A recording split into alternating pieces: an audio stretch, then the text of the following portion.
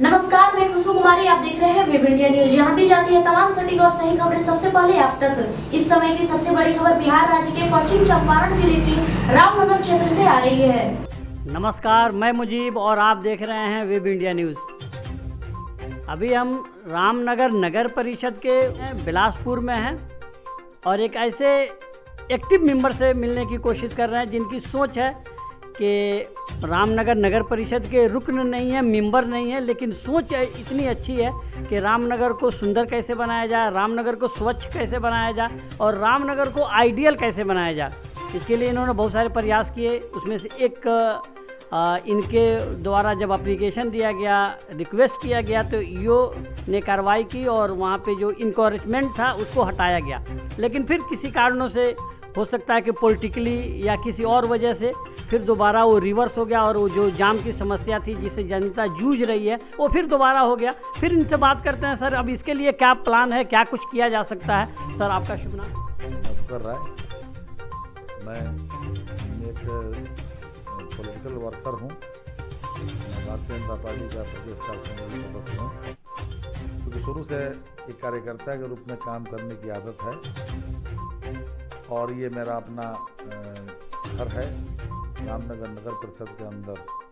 अभी ward number 22 में हम लोग हैं और इस हमारे पैतृक गांव में करीब करीब 2.5-3 वार्ड पड़ते हैं। क्योंकि अपनी जन्मभूमि है, इसलिए स्वतः ये लगता है सबको सामान्यतः कि अपने जन्मभूमि के लिए कुछ किया जाए। जो जितना इम्पावर्ड होता है अपनी जन्मभूमि के लिए जरूर करता है। मैंने भी रामनगर में लगातार हम लोग जाम की समस्याओं से, अनियंत्रित भीड़, ट्रैफिक का, बिना किसी संचालन, बिना किसी नियम कानून के चलते हुए भीड़, और विशेषकर गन्ना के सीजन में 4 महीना जो सड़क पर अचानक 1.25 लाख क्विंटल गन्ने का दबाव बढ़ता है जो प्रतिदिन फैक्ट्री में आता है। ऐसी स्थिति बन जाती है कि जाम की समस्या तो अपनी जगह पर है, इतनी खतरनाक स्थिति बनती है कि ट्रैक्टर, ट्रेलर और ट्रक के नीचे किसी के दब के मर जाने का अंदेशा बना रहता है। दोनों तरफ सड़क के अतिक्रमण किए हुए ठेला, टेम्पो या ऐसे चलने वाले छोटे छोटे अतिक्रमण करके लोग वहाँ पर अपने जीवन यापन के लिए लगे हुए हैं। जो हो सकता है कि उनके जीवन यापन के लिए हो नहीं सकता है, उनके लिए ज़रूरी है, लेकिन सड़कों का रहना, उस पर चलना और सुरक्षित यातायात हो, इसके लिए सरकार द्वारा कितने प्रयास किए जा रहे हैं। सुरक्षा सप्ताह, सुरक्षित यातायात, सड़कों पर दुर्घटनाएं नहीं हो। फिर भी पूरे नगर परिषद में जो अपग्रेड होकर नगर पंचायत से नगर परिषद हो गया, फिर भी इस दिशा में कोई काम करता हुआ लगता नहीं है। जब हम याद दिलाते हैं एक राजनीतिक कार्यकर्ता होने के नाते कि सीजन आने वाली है और जाम की इतनी बुरी स्थिति है जो सीजन में और बढ़ जाएगी, बच्चों की पढ़ाई, किसी भी व्यक्ति के स्वास्थ्य की चिंता, शहर 2 भागों में बटा हुआ आरओबी के थ्रू, और जाम की स्थिति इतनी बदतर है, कोई व्यक्ति केवल 3-4 किलोमीटर में जाने में आधा घंटा से ज़्यादा लग जाता है, 1-1 घंटा लग जाता है इतने छोटे शहर में, और सफाई का कोई आलम नहीं, अनियंत्रित अराजक की स्थिति बनी हुई है। इस स्थिति को देखकर मैंने एक आवेदन दिया और उसमें निवेदन किया कि इस स्थिति से निजात दिलानी होगी आपको। अगर आप ऐसा नहीं करते हैं तो हम चरणबद्ध आंदोलन, धरना प्रदर्शन वगैरह करने के लिए हम बाध्य होंगे। संज्ञान लेते हुए ईओ ने उस पर कार्रवाई करते हुए, जैसा आपने कहा, अतिक्रमण अभियान उन्होंने चलाया और खास करके मुख्य सड़कों को अतिक्रमण मुक्त करके सभी ठेला और इन लोगों को जगह जगह व्यवस्थित करने का भी प्रयास किया गया। मेरा मानना है कि सड़कों को चलने के लिए निर्बाध होना चाहिए, जिससे कि गमनागमन जारी रहे, और जो व्यक्ति जीविकोपार्जन के लिए हैं, ये नगर परिषद का काम है, सरकार का काम है, उनको सही जगह दे और उनके जीवन यापन की व्यवस्था करे। सर, आपका आवेदन मैंने देखा, लेकिन आपने उसमें सिर्फ ईओ को आवेदन दिया है, ईओ को एड्रेस किया है, चूँकि ट्रैफिक का जो कंट्रोलिंग होता है वो ईओ के रिक्वेस्ट पे या खुद सेल्फ, वो सिविल डिफेंस जो पुलिस है, जो एडमिनिस्ट्रेशन है, उनका काम है, उनको भी आपने याद दिलाया? निसंदेह मैंने आपने जो सवाल किया है उसमें एक कलेक्टिव रिस्पॉन्सिबिलिटी सबकी है। चूँकि नगर परिषद में हम रह रहे हैं तो नगर परिषद की स्थापना क्यों हुई है, नगर में एक सरकार की ज़रूरत क्यों पड़ती है, एक स्पेशल एग्जीक्यूटिव अफसर क्यों है। मैंने इस बात को उनको एड्रेस किया, जबकि ये सामूहिक जिम्मेवारी पुलिस बल की भी है और जो उस कार्य के लिए अगर प्रतिनियुक्त होते हैं मजिस्ट्रेट, उनकी है विशेष कार्य के लिए। लेकिन जिम्मेवारी नगर के कार्यपालक पदाधिकारी की बनती है। चुने हुए जनप्रतिनिधि भी हमारी तरह हैं, हमारे बीच के लोग हैं। उनके बारे में उनकी क्या सोच है, वो सबों की सोच मैं नहीं बता सकता, लेकिन हमारे जैसे लोग अगर एड्रेस करेंगे तो पहले कार्यपालक पदाधिकारी को ही एड्रेस करेंगे, क्योंकि ये पहले से तय है कानून में कि जिम्मेवारी अतिक्रमण की या साफ सुथरे सड़क की अगर हो तो पुलिस बल की भी है। वहाँ पर स्थानीय पदाधिकारी जो भी उस शहर के लिए हैं, कार्यपालक शहरों में शहर के कार्यपालक पदाधिकारी हैं, और जिम्मेवार वहाँ के सीओ को भी बनाया गया है। ये पहले से याचिका में तय है, जो हाई कोर्ट और सुप्रीम कोर्ट में वर्णित है। सीओ ब्लॉक और सीओ एडमिनिस्ट्रेशन सिविल डिफेंस, किसको आप एड्रेस कर रहे हैं? कि सीओ जैसे रामनगर प्रखंड में है तो सीओ एक ही होता है, लेकिन सीओ चूँकि सर्किल अफसर भी होता है और खास परिस्थितियों में वो दंडाधिकारी भी होता है। तो जब कोई विशेष अभियान होता है तो दंडाधिकारी के रूप में सीओ एक्ट करते हैं, या फिर दंडाधिकारी नियुक्त किए जाते हैं विशेष रूप से किसी कार्य के लिए। लेकिन आज हमारे पास जब कार्यपालक पदाधिकारी हैं तो हम एड्रेस उन्हीं को करेंगे, क्योंकि हमारा डिमांड सरकार से कानून के पालन करना और अनुपालन करवाना प्रशासन का काम है। जनप्रतिनिधि अपनी बातों को रख सकता है, जनप्रतिनिधि अगर गलत बात भी कहता है तो प्रशासन मानने के लिए बाध्य नहीं है। अगर जनप्रतिनिधि सही अगर डिमांड करता है तो प्रशासन को उस पर करना चाहिए। मैं एक बात और ध्यान दिला दूं कि जो बातें हमारे आपके जहन में आ रही है, दिखाई पड़ रही है, खुले आंखों से अतिक्रमण दिख रहा है, वो हमारे ये जिम्मेवार पदाधिकारी उनको कुछ नहीं दिख रहा है। कि कितने बड़े आश्चर्य की बात है कि उसी सड़क से जा रहे हैं, थाने से की सड़क को लगभग अवरुद्ध कर दिया जाता है ठेला से, और पुलिस बल उधर से होके जाती है और उसको दिखता नहीं है। तो ये नहीं दिखना मुझे लगता है कहीं ना कहीं संदेहास्पद है, कहीं ना कहीं या तो आपकी अकर्मण्यता को दर्शाता है या फिर आपकी मिलीभगत को। सर का कहना है कि कहीं ना कहीं मिलीभगत को दर्शाता है कि सारे एडमिनिस्ट्रेशन और ईओ सब लोग खामोश हैं। हालांकि होना चाहिए था on the request of the public representative, EO should request civil defence officer to control this one. Sir, mill शुरू होने से पहले एक मीटिंग हुई थी जिसमें हरिनगर शुगर मिल के मैनेजर, ईओ रामनगर और यहाँ के डीएसपी, ये सारे लोग मिलकर के एक मीटिंग किए थे। उसके बाद भी स्थिति यूं के त्यों है। देखिए, इस पर सार्थक कार्रवाई हुई। मैंने कहा था अगर सार्थक कार्रवाई नहीं होगी तो मैं आंदोलन के लिए बाध्य होऊंगा। सार्थक कार्रवाई की गई। मैं कार्यपालक पदाधिकारी को धन्यवाद दूंगा कि उन्होंने इस पर संज्ञान लेते हुए कार्रवाई की। सभी पदाधिकारी मिलकर उन्होंने पुरजोर काम किया। लेकिन तब तक चुनाव घोषित हुए और फिर चुनाव के बाद कतिपय कारणों से या अज्ञात कारणों से जैसे ही चुनाव का रिजल्ट आया, सड़कों पर कब्जा कर लिया गया। लगा जैसा कि चुनाव का रिजल्ट सड़कों पर कब्जा करने का हो। लेकिन ये स्थिति सारी जो दिख रही है, इसके लिए जिम्मेवार कौन है, ये बात हम सबको पता है। हम आपके माध्यम से लोगों से अपील करता हूँ, प्रशासन से अपील करता हूँ। इस निमित्त में 7 तारीख को एसडीएम महोदया से भी मिला और मैंने इसके लिए चिंता व्यक्त की कि रामनगर का गमनागमन जिस तरह से जो बना हुआ है, तो उन्होंने कहा, इन लोगों ने कहा कि जिला परिषद की ज़मीन जो है वहाँ पर हम लोगों ने इनको रखा था, तो वहाँ नहीं रह पाए क्योंकि जिला परिषद के अध्यक्ष आकर उन्होंने मना किया। मेरा मानना यह है कि जिला परिषद की ज़मीन हो या सिंचाई विभाग की ज़मीन जो नगर परिषद के दायरे से जाती है, उसकी सफाई का जिम्मा, उसके व्यवस्था करने का जिम्मा नगर परिषद को ही है। स्वामित्व तो उनका है, लेकिन दायित्व तो इनका है। ये स्वामित्व और दायित्व के लफड़े में ये पूरा नगर, जहाँ पर कि इरिगेशन डिपार्टमेंट की ज़मीन है, ये किसका स्वामित्व है और किसका दायित्व, इस लफड़े में सारे लोग पिस रहे हैं। और फिर पुनः करोड़ों के पुल पर, करोड़ों के बने हुए सड़क के किनारे ऐसी स्थिति पैदा होती है कि डिवाइडर लगे हैं और सड़कों पर ट्रैक्टर टेलर आ रहे हैं और लोग बगल में खरीदारी सब्जी का कर रहे हैं। अगर कोई ऐसा दिन दुर्भाग्य से भगवान न करे पतिलार की स्थिति बन जाए, जहाँ एक ट्रक उल्टा और 3-4 बच्चे दब गए और मर गए। एक दिन और रतवल के पास से ट्रक एक ओवरलोडिंग जा रहा था बगहा के लिए, वो हाई टेंशन से उसमें तार लड़ा और एक खतरनाक स्थिति पैदा हुई, दुर्घटना नहीं हुई। हरिनगर शुगर फैक्ट्री के भीतर एक व्यक्ति दुर्घटनावश, किसी कारण से दुर्भाग्यवश उसकी मृत्यु हो गई।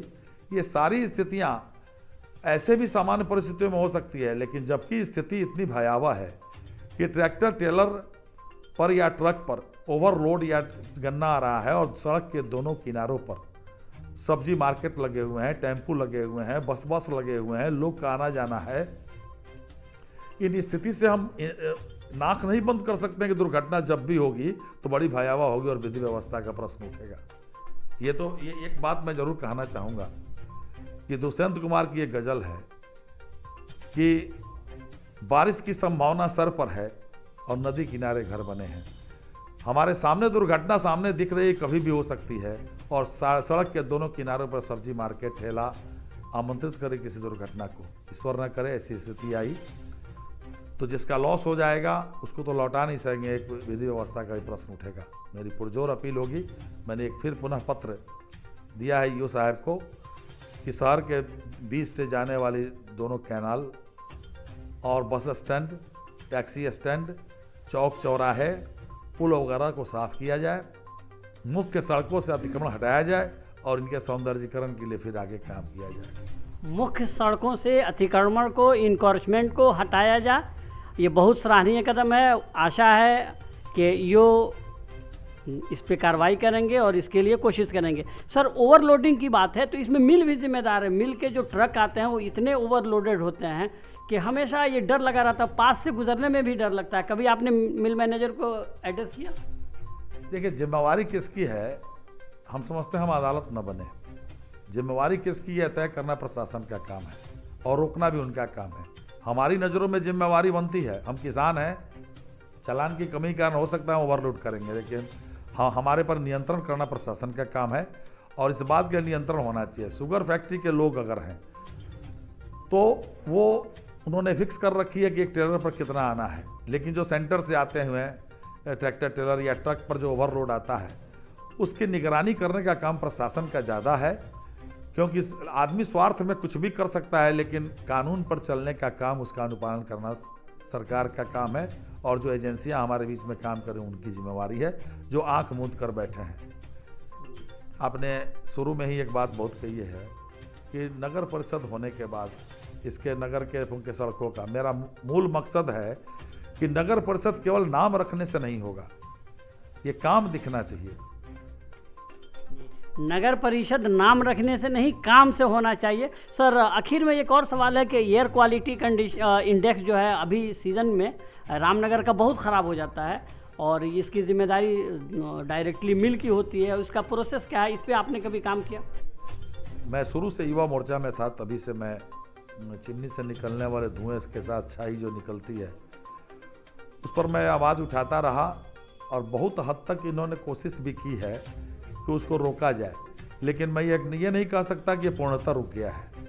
कम जरूर हुआ है पहले से, लेकिन अभी भी हवा की जहाँ तक प्रदूषण का सवाल है, वो अगर हम समझते हैं, जो इसके विज्ञ हैं वो बता सकते हैं कि अभी भी एयर क्वालिटी इंडेक्स है वो इसके कारण भी, और कुछ हमारे यहाँ रेलवे में जो जितने ये थी बने हुए हैं, यहाँ पर रेलवे का क्या कहते हैं, जो माल वगैरह छर्री और बालू उतरता है, उसके कारण भी प्रदूषण एक विषय है। और ठंडे के दिनों में ये दो कारण भी हैं, नहीं तो ये एरिया कोई इंडस्ट्रियल एरिया नहीं है, एक इंडस्ट्री को छोड़कर कोई दूसरा एरिया नहीं है, खेती का विषय है। आजकल एक नई परंपरा बन गई है, दिल्ली को देखते हुए हर जगह एक सर्कुलर बना दिया जाता है कि किसान पराली न जलाए, पत्ता न जलाए। लगता है कि सारा का सारा प्रदूषण इसी से होता है। मित्रों, मैं ये कहना चाहूँगा कि ये विषय पहले भी होता रहा है और एक फैक्ट्री भी रही है। जब आपको दिखता है तो इतनी छोटी चीज़ दिखती है जिसको काबू में करना एक बड़ा विषय है।